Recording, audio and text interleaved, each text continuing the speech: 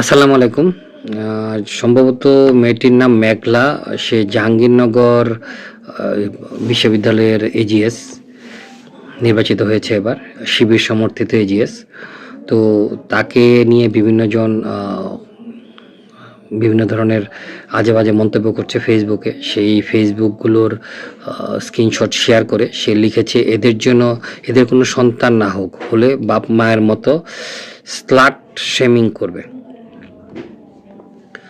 এই কথাটা বলেছে হচ্ছে যে মেঘলা। এখন মেঘলা হচ্ছে জামাত শিবিরের একজন নেত্রী, শিবিরের নেত্রী, মানে ভবিষ্যতে সে জামাতের নেত্রী হবে। তো মেঘলা যে কথাটা বলেছে, আমরা জামাত শিবির নিজে থেকে পরিচয় দেয় যে তারা হচ্ছে ধর্মের পূজারী, অর্থাৎ ধর্মকে তারা বুকে ধারণ করে, মনে ধারণ করে, অন্তরে ধারণ করে। তো ইসলাম ধর্ম কাউকে এই ধরনের কটু কথা, অর্থাৎ কারো সন্তান না হোক, এই ধরনের কথা বলতে উৎসাহ দেয় কিনা আমি জানি না। তবে জামাত শিবিরের লোকজন আসলে সব কথা বলার অধিকার অর্জন করে। আপনি কোনো একটা কথা বললে ধর্মের বিরুদ্ধে গেলে আপনার বিরুদ্ধে মামলা হবে, আপনার বিরুদ্ধে হামলা হবে, আপনি চলাফেরা করতে পারবেন না। কিন্তু জামাত শিবিরের লোকজন যদি ধর্মের বিরুদ্ধে কোনো কথাবার্তা বলে, ধর্মীয় অনুভূতির বিরুদ্ধে কোনো কথাবার্তা বলে, সেক্ষেত্রে তাদের বিরুদ্ধে আপনারা কিছু করতে পারবেন না। কারণ তারা জামাত শিবির, তারা রাজাকার, তারা ৭১-এ মানুষকে হত্যা করে এখনও হ্যাডাম দিয়ে বাংলাদেশে ঘুরে।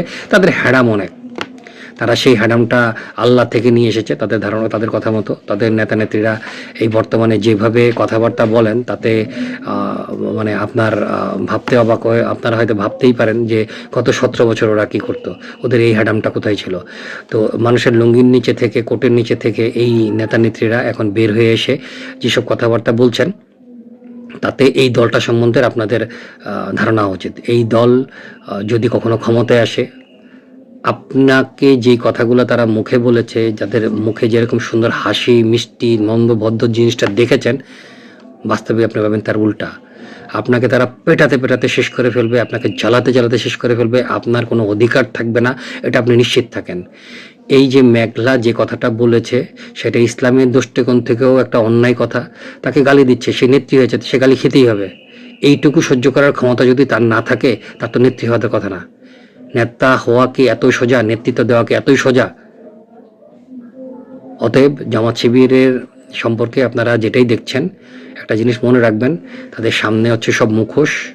অন্তর যদি আপনি মুখোশটা খসে পড়ে, যেটা দেখবেন, সে বিভৎস চেহারা দেখবেন, সেই বিভৎস চেহারা আপনি নিতেও পারবেন না, এবং সেই বিভৎসতা আপনি সহ্যও করতে পারবেন না। ধন্যবাদ।